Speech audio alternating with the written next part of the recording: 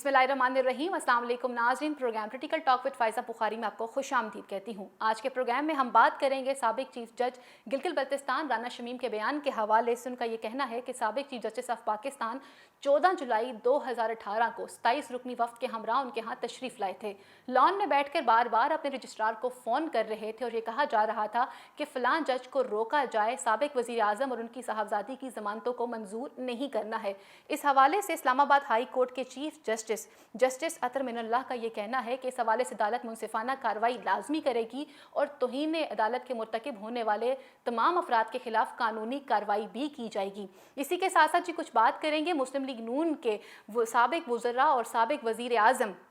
शाहिद हकान अब्बासी साहब का ये कहना है कि ये बात वाज़िया हो चुकी हुई है कि किस तरह से पाकिस्तान की सियासत से नवाज शरीफ साहब को दूर किया जा रहा है। ख्वाजा आसिफ साहब का भी यही कहना है कि ये बात सबके सामने खुलकर आ चुकी हुई है कि किस तरह से मुस्लिम लीग नून के खिलाफ घिनौनी साजिशें की जा रही हैं और उन्हें किस तरह से इंतकामी कार्रवाई का निशाना बनाया जा रहा है। आज एहतसाब अदालत में पाकिस्तान के साबिक सदर जब पेश होते हैं तो आसिफ अली जरदारी से जब सहाफ़ियों ने इस हवाले से सवाल पूछा तो उन्होंने मुस्कुरा के ये कह दिया कि मैं इस हवाले से जवाब तो नहीं दूंगा, लेकिन माजी में बहुत सारे लोग जानते हैं कि किस तरह से जस्टिस क़य्यूम और सैफुर रहमान साहब की कुछ वीडियोस जो हैं वो मंजर आम पर आई हैं। इसी के साथ साथ फवाद चौधरी साहब का ये कहना है कि ये बात किसी से ढकी छुपी नहीं है कि नून लीग किस तरह से अपने मफादात और अपने सियासी बचाव के लिए दारों का इस्तेमाल करती है और उन पर इल्ज़ामात लगाती है। जब कभी भी पेशी करीब आने वाली होती है नवाज शरीफ साहब और उनकी साहबजादी की, तो इस तरह की घिनौनी साजिशें सामने आती हुई नजर आती हैं, लेकिन अब की दफ़ा पे किसी का बचाव मुमकिन नहीं होगा। इन तमाम चीज़ों पर बात करने के लिए आज स्टूडियो में मुझे जो पैनल ज्वाइन कर रहा है, हमारे साथ तशरीफ रखते हैं एनालिस्ट हैं मियां इमरान अहमद साहब। टेलीफोन लाइन पर हमें ज्वाइन करेंगे advocate high court Azhar Sadiq साहब और उनके साथ मौजूद होंगे टेलीफोन लाइन पर आसिफ मीरा साहब। सबसे पहले अजहर सदीक साहब आपसे पूछना चाहूंगी, वक्त देने के लिए बहुत बहुत शुक्रिया। साबिक चीफ जज ने इल्ज़ाम लगाया है साबिक चीफ जस्टिस ऑफ पाकिस्तान पे, और क्या कहेंगे आप इस हवाले से, जैसे वो कह रहे हैं कि किस तरह से उन्होंने अदालती कार्रवाई को जो है वो सियासी कार्रवाई में कन्वर्ट किया है और अदालत उज़्मा के ऊपर वो सवालिया निशान उठाते हुए नजर आ रहे हैं। हाँ, बहुत शुक्रिया जी। बुनियादी तौर पर जो बात समझने वाली है कि ये कोई अदालती बयान तो है नहीं जी। ये एक माइंडसेट है जो पाकिस्तान मुस्लिम लीग नून ने तैयार किया। फर्ज करें अगर ये कोई जज साहब के, तो ये अदालत में तो बैठे नहीं है, इस वक्त अदालत में बैठे होते या इनके पास प्रोसीडिंग होती फिर तो समझ आती थी बात। फिर इनका खास तौर पर यहाँ पर यानी कराची से ताल्लुक, पाकिस्तान से ताल्लुक और एफिडेविट जाकर बरतानिया में देना, बरतानिया में दस्तखत करना और उसी नोटरी पब्लिक से जिनसे नवाज शरीफ खानदान सारा जो नोटरी कराता रहता है उसी के पास जाकर कर जाना। तो इसमें तो कोई शक नहीं है कि ये बाकायदा उन्होंने एक बॉन्डी कोशिश की है ये हालात और वाकयात बनाने की और कोशिश करने की जी ऊपर का। अच्छा अजहर साहब, जो आपने जैसे बात की है कि जिस तरह से ताल्लुक उनका पाकिस्तान से, लेकिन एफिडेविट जाता है बरतानिया की अदालत में, और इसी तरह से जैसे आपने कहा कि माजी की तरह से अपनी रवायत को बरकरार रखते हुए अदलिया के निज़ाम को मशकूक बनाना या उसके खिलाफ एक घिनौनी साजिश करना, ये मुस्लिम लीग नून की पुरानी रवायत है। सवाल अब यहाँ पर यह बनता है कि इससे पहले भी एक साबिक जज के बारे में जिस तरह से उन्होंने एक वीडियो लीक की थी, उस वीडियो के बाद फिर दोबारा से जिस तरह से इल्ज़ाम तराशी की जा रही है, क्या अदलिया इस पर खामोश रहेगी? देखिए, एक बात जो समझने वाली है कि यानी क्या ऐसा हो गया कि मेरिट पे लड़ने की बजाय केस वो इस तरह के हालात और वाकयात बनाया जाता है। इन्होंने पाकिस्तान मुस्लिम लीग नून की तारीख चली आ रही है कि इन्होंने हमेशा सियासी जज भर्ती किए हैं और इन जजों से अपना मकासद हासिल करते रहे। इफ्तिखार चौधरी की तहरीक भी इन्होंने इसी बुनियाद पर चलाकर उसी को कैश करवा के अपनी मर्जी के जज उस वक्त की तैनात करवाए। जी, ये तो मुझे अच्छी तरह याद है। सबसे पहले वीडियो का अगर अरशद मलिक की वीडियो की तरफ आप आते हैं तो अरशद मलिक को बाकायदा जज उस वक्त के अटॉर्नी जनरल अशतर साहब के दफ्तर में एक दोस्त थे, तो उन्होंने बताया था कि जज तैनात किया जा रहा है नयाब अदालत रावलपिंडी के अंदर। अब इनके केस तो सुन रहे थे बशीर साहब, अरशद मलिक के पास तो केस थे नहीं। एवन फील्ड का फैसला जो है वो जज बशीर ने दिया था और अरशद मलिक के जब ये वहां पर ट्रांसफर आ गए फिर ये बाकायदा बशीर से केस ट्रांसफर कराकर अरशद मलिक पर लगाया गया और अरशद मलिक ने इन्हें फायदा तो दिया। यानी अरशद मलिक ने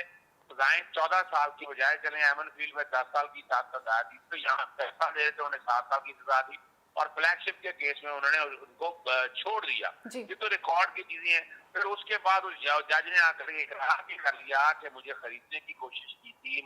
मदीना शरीफ में बुलाया गया और वो सारी चीजें रिकॉर्ड के ऊपर क्लैरिटी के साथ आई। जब वो वीडियो सामने आई तो मामला सुप्रीम कोर्ट के सामने पिटीशनें गई। सुप्रीम कोर्ट ने इस मैटर को टेक अप करके वंस फॉर ऑल कर दिया कि अगर ऐसी कोई वीडियो भी है, उस वीडियो का पहले फोरेंसिक कराना है, बिल्कुल। फोरेंसिक करा के उसको अदालत में साबित करना है। अगर फर्ज कर रहे हैं साबित भी हो गया ऐसी कोई वीडियो मौजूद थी, क्या उस वीडियो की वजह से फैसले में कोई असरअंदाज हुआ? तो आंसर बड़ा सीधा सा है, आसान सा है, बिल्कुल ऐसा नहीं हुआ। 126 दिन सुप्रीम कोर्ट में हियरिंग हुई, पनामा के केस में इनके पास सबूत कोई नहीं था जी। उसके बाद मामला गया जीआईडी के पास, 60 दिन जीआईडी हुए, फिर 6 दिन सुप्रीम कोर्ट के सामने आया, तब कोई इनके पास सबूत नहीं थे। फिर नैब में इंक्वायरी गई, फिर नैब में ट्रायल हुआ, इनके पास सबूत ही कोई नहीं था। इस तरह उन्होंने जज शौकत सिद्दीकी को तैयार किया, वहाँ के इस्लामाबाद हाई कोर्ट, उनका इरफान सिद्दीकी के साथ ताल्लुक था, वो भी कार्ड निकल के हाथ से, वो भी यानी उनके पास ना कोई केस लगा ना कोई केस किया। अब ये तीसरे साहब जो राना शमीम साहब है, ये वाइस प्रेसिडेंट सुप्रीम कोर्ट बाहर रहे हैं, इनको बाकायदा उन्होंने चीफ जज नवाज शरीफ ने लगाया था गिलगित बल्तिस्तान का। इनका बेटा जो है एडवोकेट जनरल दफ्तर में बाकायदा तैनात करवाया। और अब ये सारी जो स्टोरी है ये बनाई गई है। मैं चले हकायक की तरफ अगर आप ले आए, यानी इल्जाम लगाया गया कि बेल लेने के हवाले से ये कहा था। एवनफील्ड के केस की जो सजा सुनाई गई थी वो 6 जुलाई 2018 को सुनाई गई थी जी। और साकिब निसार साहब 17 जुलाई 2018 को गिलगित बल्तिस्तान के सजा तो सुनाई जा चुकी थी। उसके बाद जो अपीलें दायर की, अपीलों की जो सस्पेंशन है, सस्पेंशन फौरी तो होती नहीं है, उसको लगता है वक्त, और इलेक्शन 25 जुलाई 2018 को हो गए। यानी अगर बंदा पूछे गई 25 जुलाई 2000, ये भी झूठ है उनका। और इसीलिए तौहीन अदालत की कार्रवाई शुरू करके शो का नोटिस जारी कर दिया गया। इल्जाम लगाया गया जस्टिस आमिर फारूक साहब का। जस्टिस आमिर फारूक ने तो केस नवाज शरीफ का उन दिनों सुना ही नहीं है। उन दिनों केस सुन रहे थे जस्टिस अख्तर मिनल्ला और जस्टिस मियां गुल और जी। अच्छा अजहर साहब, आज साबिक सदर मुमलिकत आसिफ अली जरदारी जो हैं वो एहतसाब अदालत में जब पेश होते हैं तो जब सहाफ़ी उनसे सवाल करते हैं तो एक सवाल के जवाब में उन्होंने कहा, इसी हवाले से जब उनसे पूछा जाता है कि आप इस मामले को किस तरह से देखते हैं कि एक साबिक चीफ जज राना शमीम जिस तरह से इल्ज़ाम लगा रहे हैं साकिब निसार साहब के हवाले से, तो उस पर उन्होंने जवाब दिया कि मैं इस पर कोई जवाब नहीं दूंगा क्योंकि लोगों को मालूम है कि जस्टिस क़य्यूम और उनके साथ सैफुर रहमान और कुछ दोस्तों की वीडियो टेप आज भी मौजूद है। अच्छा, ये मैं एक बड़ा क्लैरिटी के साथ बता दूं आपको याद होगा उस जब सुप्रीम कोर्ट ने मैटर टेकअप किया, वो जजमेंट रिपोर्टेड जजमेंट है PLD 2019 सुप्रीम कोर्ट 675, उसमें बाकायदा आसिफ अली जरदारी के इस केस का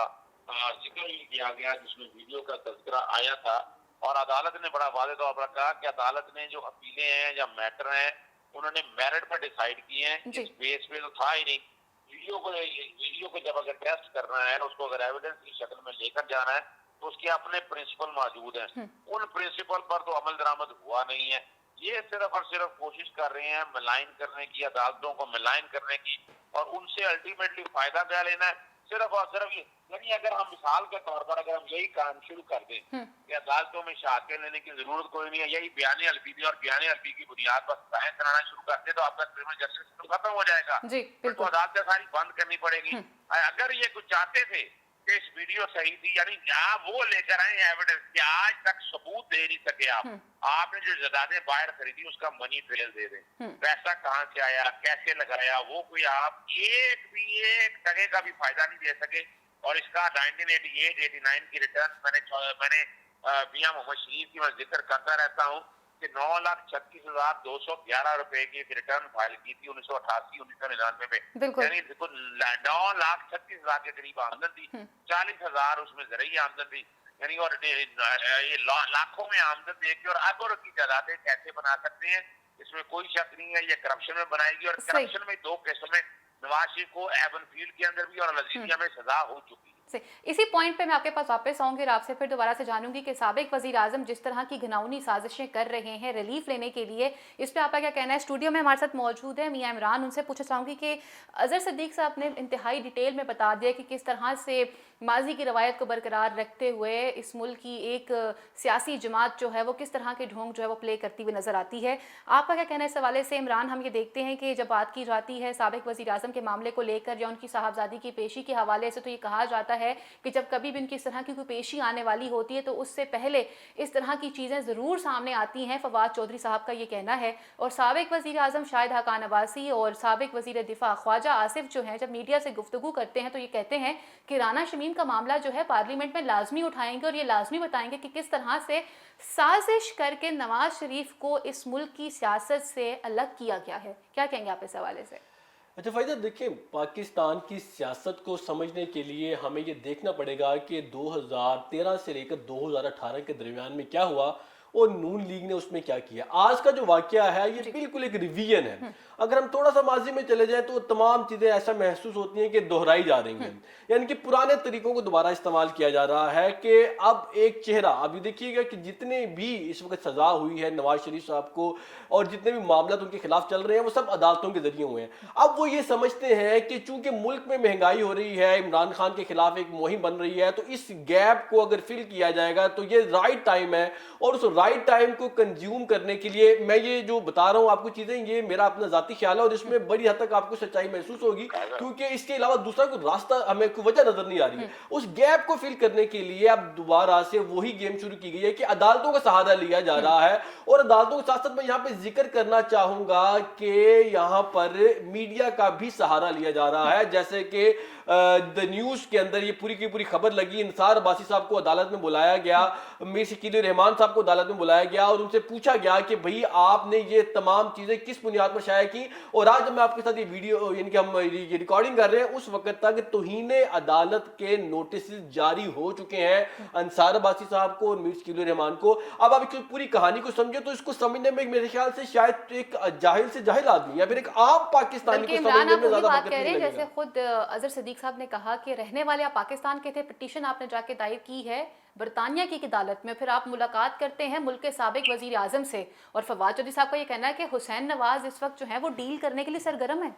मैं आपको यहाँ पर जरा मजीद इसको क्लैरिफाई कर दूं कि इनको जो बेटे ने आज बयान दिया है उसको जरा सुन लीजिए तो आपको मामला मजीद क्लियर हो जाएगा। सुप्रीम कोर्ट के अंदर उनका बेटा पेश हुआ और उनसे कहा कि जी राना शमीम साहब क्यों पेश नहीं हुए, तो उन्होंने कहा कि उसकी तबीयत ठीक नहीं है लिहाजा वालिद साहब अभी पेश नहीं हो सकते। तो उन्होंने कहा कि आपका मामला क्या है, कि ये जो अटॉर्नी जनरल से पूछा गया कि सारा मामला है क्या, तो उसने कहा कि जी ये जो कहते हैं कि हमारे जो भाई हैं यानी कि चचा जो है, जो बच्चा पेश हुआ इसके जो चचा हैं वो बीमार थे, उनकी डेथ हो गई तो ये उसके लिए वहां गए थे। हालांकि ऐसा नहीं है, ये उनकी वफात से पहले वहां पहुंचे हैं और जो नोट पब्लिक पे साइन किए हैं, जो डॉक्यूमेंट जमा करवाया है वो 9 तारीख का है। तो इसका मतलब ये है कि प्री प्लानिंग हुई है और सारे के सारे मामलात को वहां पर जाकर दोबारा से रीडिजाइन किया गया ताकि इस कुशन को फिल किया जाए। नवाज शरीफ साहब की एक मीडिया कैंपेन चलाकर एक जगह बनाई जाए ताकि पाकिस्तान के अंदर उनको दोबारा बहाल किया जाए, क्योंकि उनको तमाम की तमाम सजाएं चूंकि अदालत से हुई है और इस वक्त आप ये जानते हैं कि उनकी प्रॉपर्टी को नीलाम करने के हवाले से भी केसेस जो है वो एप्लीकेशन मूव कर दी गई है। गो की अदालत ने उस पर स्टे दे दिया लेकिन वो स्टे जल्दी टूट सकता है और उसके बाद उसको नीलाम करना पड़ेगा।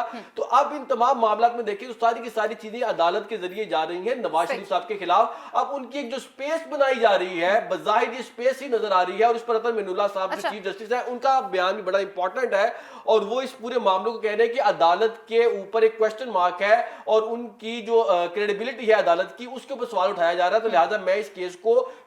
अंजाम तक लेकर जाना चाहता हूं, लेकिन इसमें बहुत सारे रास्ते तो ये भी कहना है कि आप अगर सही ठोस सबूत अगर लेकर आए तो मैं खुद कार्रवाई करूंगा साबिक चीफ जस्टिस के खिलाफ। अच्छा, जिस वाकये के हवाले से अभी आप बात कर रहे थे, जो मेरे मुताबिक या जो चीज़ें हमारे तक पहुंची उसके मुताबिक तो ये कि 14 जुलाई के हवाले से राना शमीम साहब का ये कहना है कि जी 14 जुलाई 2018 को एक 27 रुकनी वफ्द लेकर साबिक जो हैं वो चीफ जस्टिस उनके पास गए थे और वहाँ उनके लॉन में बैठे हुए थे और इस वफ्द में उनकी अहलिया भी शामिल थी, जहाँ पर वो बार बार अपने रजिस्ट्रार को फ़ोन करके किसी ज़रूरी काम की हदायत भी दे रहे थे और साथ साथ ये बारहा दफ़ा कह रहे थे कि किसी तरह से भी जो है ना वो जज को राब्ता किया जाए और उसको बोला जाए कि ये जो ज़मानत है ये मंजूर नहीं होनी चाहिए। और इसके जवाब में साबिक चीफ जस्टिस का ये कहना है कि मैं तो खुद चीफ जस्टिस था और मुझे क्या ज़रूरत थी कि मैं इतने पावर अपने पास रखता था कि मैं अपने रजिस्ट्रार के ज़रिए किसी दूसरे बंदे को कांटेक्ट करके इस ज़मानत को रुकवाऊं। क्या कहेंगे आप इस हवाले से?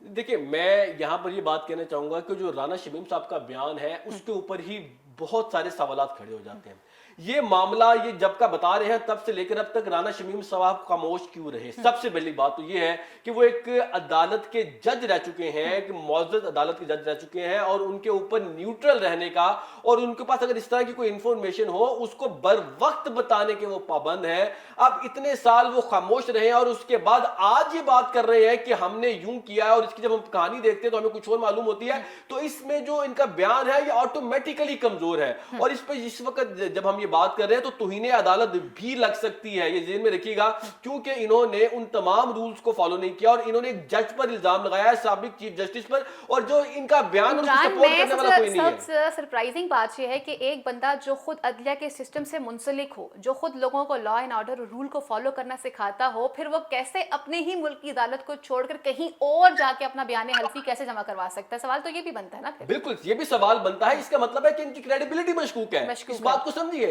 जब एक जज की क्रेडिबिलिटी मशकूक हो जाए, अरशद मलिक के साथ क्या हुआ था, उनकी क्रेडिबिलिटी मशकूक हुई थी, उसके बाद उसको वहां से हटा दिया गया था। अब इन जज साहब की क्रेडिबिलिटी भी मशकूक हो गई है। असल में हुआ यह है कि अरशद मलिक साहब तो दुनिया से चले गए, उसके बाद मेरा जो जाती ख्याल ये है कि इनको कोई रास्ता और मिल नहीं रहा था और कोई ऐसा फेस नहीं मिल रहा था, और राना शमीम साहब इनको नया फेस मिले हैं, जो कि बज़ाहिर मैं समझता हूं कि एक इल्जाम कह सकते हैं, लेकिन जो हालात है वो ये बता रहे हैं, ये गलत भी हो सकता है, सही भी हो सकता है, लेकिन अल्टीमेटली इसका जो बेनिफिट है वो नून लीग होने वाला है और दोबारा वो जजेस का रास्ता इस्तेमाल करने वाले हैं। माजी में भी वो करते रहे हैं, ये ज़हन में रखिएगा। मैं अज़हर सिद्दीक साहब से जानना चाहूंगी कि अज़हर सिद्दीक साहब, आप माशाल्लाह से एक सीनियर कानूनदान हैं और कानून को आप हम सबसे बेहतर समझते हैं। सवाल यहाँ पर यह बनता है कि माजी की तरह जिस तरह से अगर देखा जाए सुप्रीम कोर्ट पे हमला करना हो, वकुला के खिलाफ तहरीकें चलानी हो, इवन दो अपने आप को बचाने के लिए अगर जजेस को उस मामले में इन्वॉल्व करना हो, ये काम तो नून लीग काफ़ी अरसे से करती चली आ रही है। और उनकी साहबजादी मियाँ साहब की तो खुद साहबजादी ये बात कहती है कि हमारे पास तो बहुत सारी वीडियोज़ हैं। जैसे जब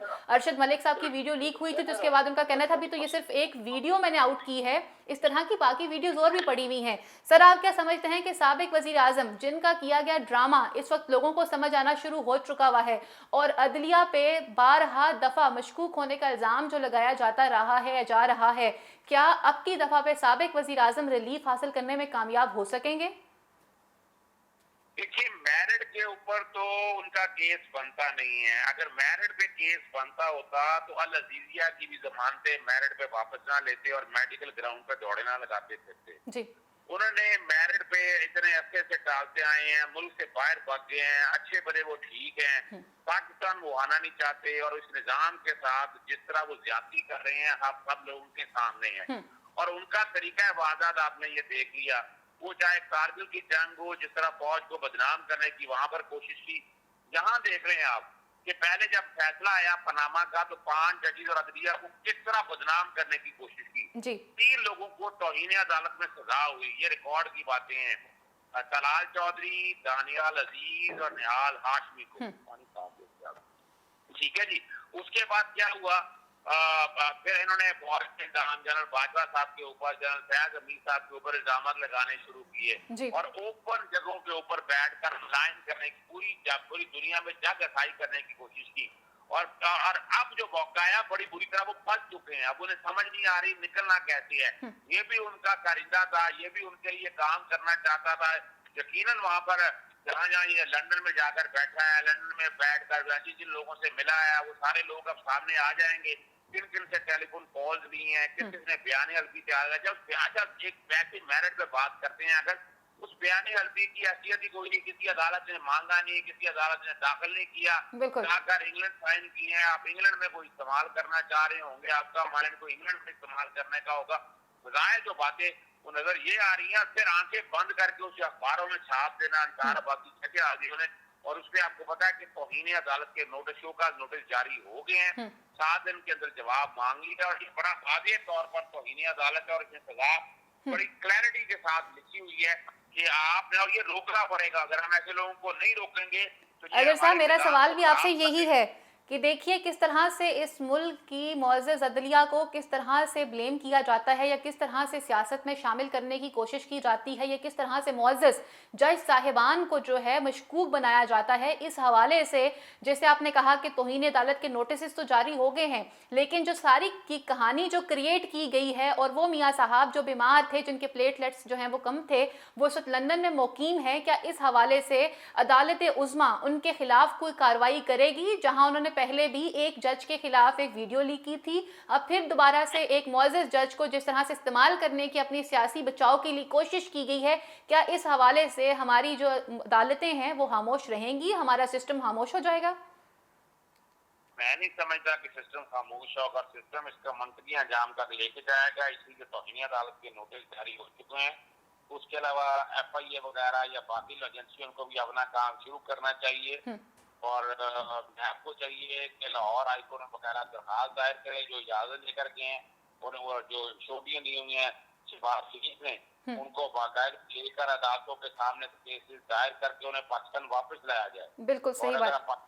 लाएंगे तभी निजाम की जीत है, वरना तो इस तरह हर कोई जहाँ बैठा मुल्क से बाहर बैठा जो दिल चाहता है इस तरह का हमारा जो निजाम जिसका चलना चाहता है वो चलता रहेगा। वहाँ आपको पता है कि मुल्क दुश्मन जो लोग हैं उनसे मुलाकातें जारी हैं। कुल बुखारी आप ठीक कह रहे हैं। और रज़ा साहब, मेरे ख्याल से अगर अब इस इशू के ऊपर भी अगर हमारी मुअज़्ज़ज़ अदालतें खामोश रहेगी और हमारे मुअज़्ज़ज़ जज साहिबान ने अगर सही कार्रवाई ना की, तो इसके बाद तो ये मेरे ख्याल से कल को जुर्रत कोई दूसरा बंदा भी कर सकता है इस तरह की हरकत करने की।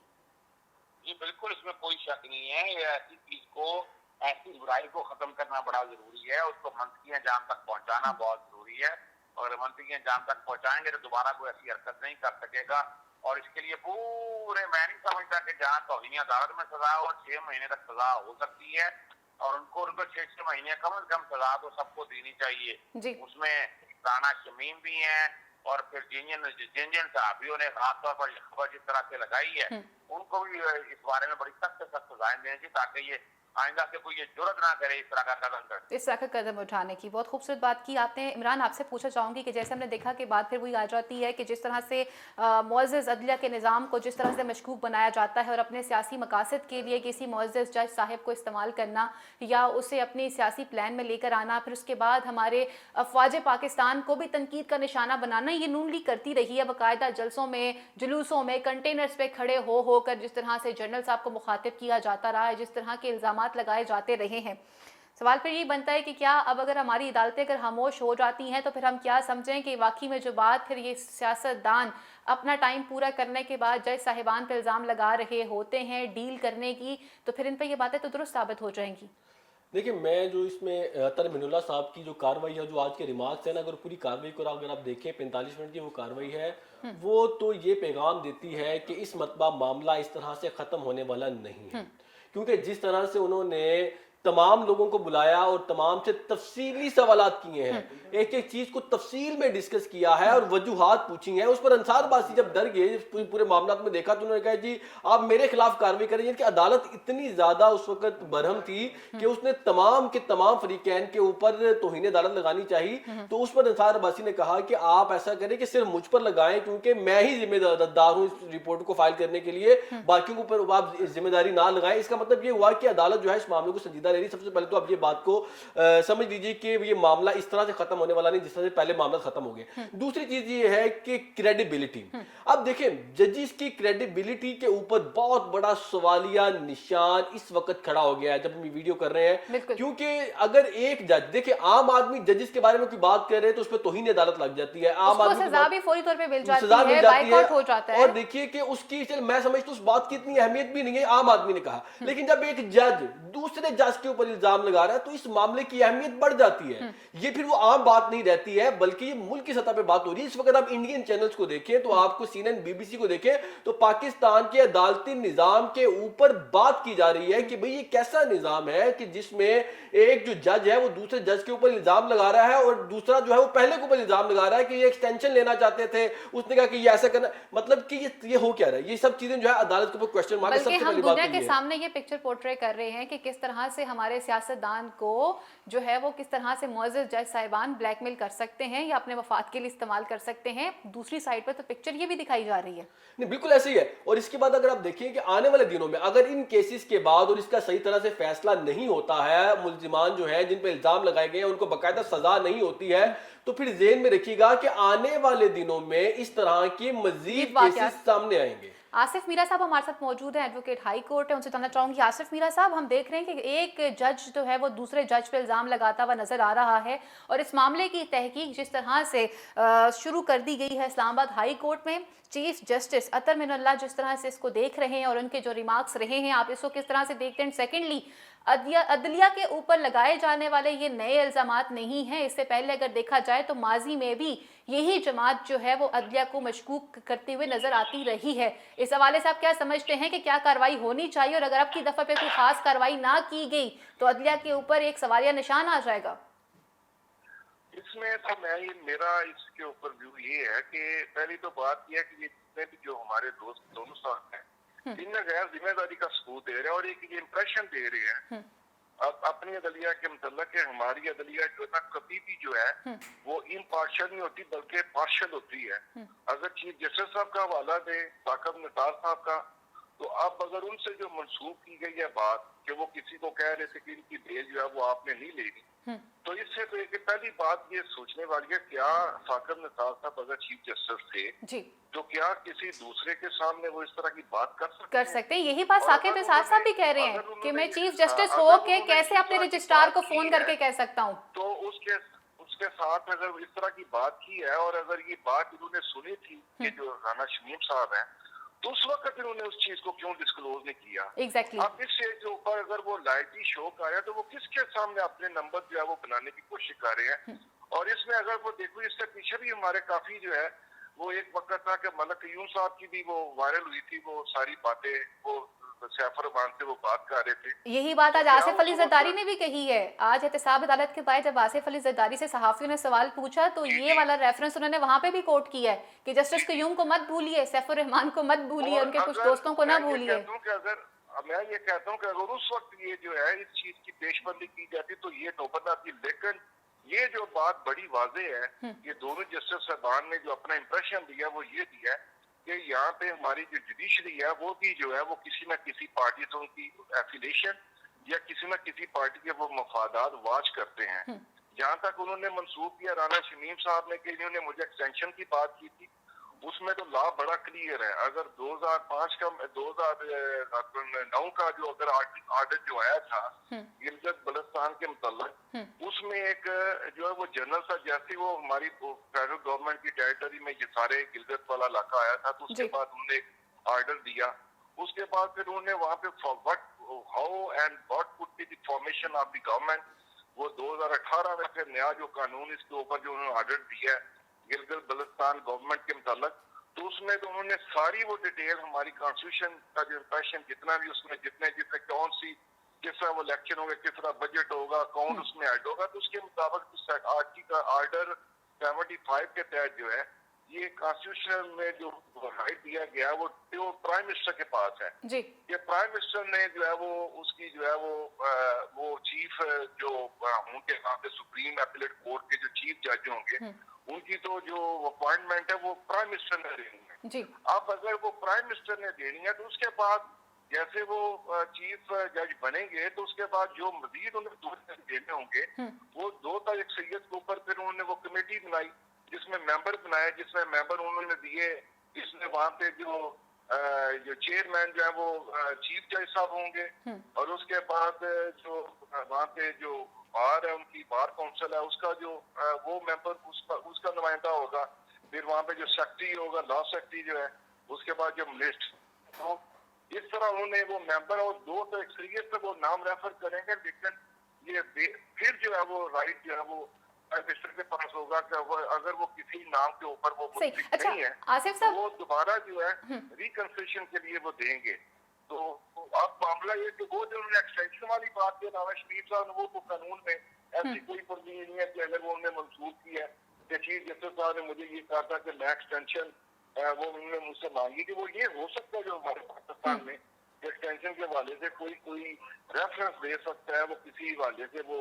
कोई उसमें कुछ स्पोर्टिंग टूल के तौर के ऊपर काम कर सकता है, सही। लेकिन वो कानून ऐसी प्रोविजन नहीं है। सही। अच्छा आसिफ साहब, यहाँ पर अब दो सवाल ये बनते हैं कि जो इस वक्त अदलिया के सिस्टम में भी मौजूद काली भेड़ें हैं, लाइन पे वो ड्रॉप हो चुकी हुई। आपसे पूछता हूँ कि इमरान, अगर हम बात करते हैं कि अगर अदलिया के सिस्टम के हवाले से, तो अदलिया के निज़ाम में जो मौजूद काली भेड़ें हैं, जो वकला को या हमारे मुअज़्ज़ज़ जज साहिबान की परफॉर्मेंस के ऊपर एक सवालिया निशान बना रही हैं, तो उन लोगों के खिलाफ क्या कार्रवाई करनी चाहिए, उनके खिलाफ क्या इक़दाम होने चाहिए, और ऐसे लोगों की रोकथाम कैसे होगी कि जो ये तासुर जाहिर करते हैं कि किसी न किसी जज का या किसी न किसी वकील का किसी सियासी पार्टी के साथ कोई ना कोई रिश्ता या कोई ना कोई राब्ता ज़रूर है।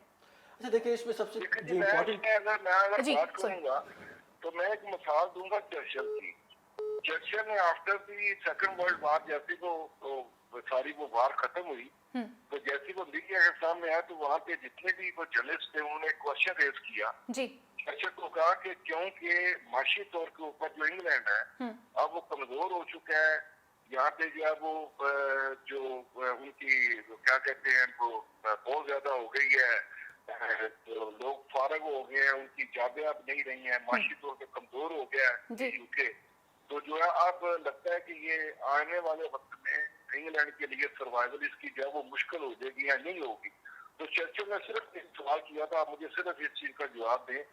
कि क्या हमारे मुल्क की कोर्टें जो हैं वो काम कर रही हैं, और उसका जवाब ये आया जी वो बिल्कुल दुरुस्त काम कर। तो उसने कहा था कि हमारे अगर मुल्क में कोर्टें काम कर रही हैं तो हमारे मुल्क को कुछ भी नहीं होगा। मैं ये कहता हूँ कि यहाँ पे वकील और यहाँ पे जो जज की बात है, ये तो अल्लाह की सिफात में से दोनों सिफात है। अगर आपकी एडवोकेसी है तो वो भी आपको उसी नजरिए के साथ करनी चाहिए कि मैं एक ऐसे बंदे के लिए जो उसको प्लीड कर रहा हूँ जिसको मैंने राय लेके देना, जिस तरह अल्लाह ताला का खता वो उसकी सिफत में ऐसे वकील, और जो है वो जहाँ तक ये जज की बात है तो वो भी अल्लाह ताला की खूबियों में से है। अब क्या ये हमारे जितने जजेस हैं वो अपने आप को अगर मुसलमान भी हैं और कुरान को, अल्लाह के रसूल को, अल्लाह को मानते हैं, तो क्या उनकी जो वो प्रिजाइडिंग शिप है या जो जजशिप है क्या उसके मुताबिक वो कर रहे हैं? अब ये हमारा सवाल आएगा कि जो पीछे जितनी अगर देखें तो मैं भी ये कहूँगा, हम अगर 60s के फैसले देखें तो हमारे मसाइल अदलिया से शुरू हुए थे जी। और आज भी जो है वो हमारे अदलिया की वजह से ही वो मसाइल ना बचा कि मुल्क में जनरल इंप्रेशन है कि हमारे मुल्क में एक कानून जो है वो दो तरह से वो चल रहा है। एक कानून है तो जो बड़े लोगों को प्रोटेक्ट करता है, बड़े लोगों को आसानी के साथ अपने जराइम के बाद छुपने का मौका देता है जी, और दूसरी तरफ वो कानून मैं कहता हूँ आम बंदा जो है जिसकी जो है वो आमदन चंद हजारों में होगी, वो तो अपनी बिजली का बिल अगर 200 रुपया नहीं अदा करता तो उसका काटने के लिए आ जाते हैं कनेक्शन। लेकिन अगर किसी का अरबों रुपए का मामला हो तो उसके लिए जो है वो जो हमारे अब जो सिस्टम आ रहे इस वक्त, मैं मज़्ज़ के साथ ये कहता हूँ कि ये लोगों का कॉन्फिडेंस दिन ब दिन कम हो रहा है। सही, आपने बिल्कुल दुरुस्त कहा कि जिस तरह उन्हें ये सारे मसाइल पाकिस्तान के को हमारा जुडिशियल सिस्टम बिल्कुल कर सकता है सही, अगर वो इम्पार्शियल हो और वो बिल्कुल वही फैसले करें जो कानून और इंसाफ, जिससे पता चले कि ये कानून के मुताबिक, और जिस तरह से कानून को सबके लिए यकसा बराबर होना चाहिए उसी तरह से फैसले करने चाहिए। इमरान, इस इशू से रिलेटेड आपसे लास्ट सवाल ये पूछना चाहूँगी कि अगर हम बात करते हैं क्रेडिबिलिटी के हवाले से, और जो मैं आपसे पूछ रही थी, लाइन ड्रॉप हो चुकी हुई थी, फिर वो दोबारा से लाइन पर आ गए कि मुअज़्ज़ज़ जज साहिबान को अब क्या करना होगा और किस तरह से इस दाग को अपने ऊपर से दूर करना होगा कि किसी भी जज का ताल्लुक किसी सियासी पार्टी से नहीं है, वो इंसाफ सबको यकसा फराहम करते हैं और उनकी नज़र में सब बराबर हैं। देखिए, किसी भी निज़ाम को बेहतर करने के लिए ना एहतसाब का निज़ाम ज़रूरी है, ये बात जहन में रखिएगा। इंसान की पैदाइश से लेकर आज तक एहतसाब का निज़ाम चलता है, लेकिन जजेस के अंदर, हमारी कोर्ट्स के अंदर एहतसाब का निज़ाम है, मैं यहाँ पे कहना चाहूँगा कि वो कमज़ोर है। किस तरह से आम आदमी जुर्म करता है तो अदालतें उसको बुला लेती हैं, सवाल ये पैदा होता है कि जब अदालतें, जब जजेस जुर्म करते हैं तो उनको कौन बुलाता है? अब इनके लिए एक बॉडी बनी हुई है जिसे कहते हैं सुप्रीम जुडिशियल काउंसिल। और आपको यहाँ पे दिलचस्प बात बताता चलूँ कि सुप्रीम जुडिशियल काउंसिल में अगर किसी जज का केस चला जाए कि इसने करप्शन की है या इसका फैसला जो है वो सही नहीं है या फिर इसने रिश्वत ली है, जब तक वो केस चलता रहता है और उस पर इल्जाम साबित नहीं होता वो जज रहते हैं। और जब अगर उन पर ये केस पता चल जाए कि अब इन पर इल्जाम साबित होने वाला है, तमाम सबूत उनके खिलाफ जा रहे हैं, उससे पहले पहले अगर जज साहब रिजाइन कर जाएं तो वो तमाम केसेस उनके ऊपर खत्म हो जाते हैं। उनको तमाम प्रिविलेजेस मिलती हैं, पेंशन मिलती है, प्रोविडेंट फंड मिलता है, घर मिलता है, नौकर मिलता है, गाड़ियां मिलती हैं रिटायरमेंट के बाद, यानी कि उस इस्तीफा देने के बाद। इसका मतलब ये हुआ कि तमाम जज साहिबान ये जानते हैं कि अगर हमारे ऊपर करप्शन साबित होने भी लगेगी तो हम रिजाइन कर देंगे, घर चले जाएंगे और हमें कोई पूछने वाला नहीं होगा। बेसिकली ये निजाम है जो कि सबसे कमजोर निजाम है और सबसे पहले तो इस कानून को खत्म होना चाहिए कि अगर सुप्रीम जुडिशियल काउंसिल में भी उन पर इल्जाम साबित नहीं होता तो उसके बाद आम अदालतों में केसेस चलने चाहिए और जिसके ऊपर इल्जाम लग जाए उसकी जब तक फैसला नहीं आ जाता उसको ये तमाम सहूलतें ना दी जाए, उसके बाद ऑटोमेटिकली इसका जो रेट है कम हो जाएगा। जजेस ने खुद ही अपने लिए इस तरह के फैसले बनाए हुए हैं जो खुद ही उनको फायदा दे रहे हैं। तो ये बहुत बड़ी कमजोरी है हमारे जस्टिस निजाम के अंदर, जिसकी वजह से सवालात पैदा हो रहे हैं। और इस इशू पे कोई बात नहीं करता, डर की बात नहीं करते कि जजेस क्या कह देंगे, लेकिन सवाल ये पैदा होता है कि जजेस पाकिस्तान की पब्लिक की टैक्स मनी से तनख्वाहें लेते हैं, वो पाकिस्तान की पब्लिक को तो कम से कम जवाब दे है ना कि जो वो कर रहे हैं उसको सही कर रहे हैं या फिर गलत कर रहे हैं। और मेरे हाथ से इमरान आपने बड़ी खूबसूरत बात की और ये इस वक्त एक हमारे मुल्क की अदलिया के पास, मुअज़्ज़ज़ जज साहिबान के पास एक खूबसूरत मौका है कि वो इस इल्ज़ाम को अपने ऊपर से दूर करवा कर एक मुनसिफाना कार्रवाई करते हुए हर इंसान को उसके जुर्म की सज़ा लाजमी देंगे जो जो तौहीन अदालत का मुर्तकिब हुआ है, चाहे उसमें साबिक वज़ीर आज़म शामिल हो या चाहे उसके अंदर इलेक्ट्रॉनिक या प्रिंट मीडिया के लोग शामिल हों या खुद अदलिया से रिलेटेड लोग शामिल हों। प्रोग्राम का वक्त यहीं पर ख़त्म हुआ चलता है। अगले प्रोग्राम तक के लिए मुझे मेरे मुअज़्ज़ज़ पैनल को इजाज़त दीजिए। अल्लाह ने के बान, पाकिस्तान जिंदाबाद।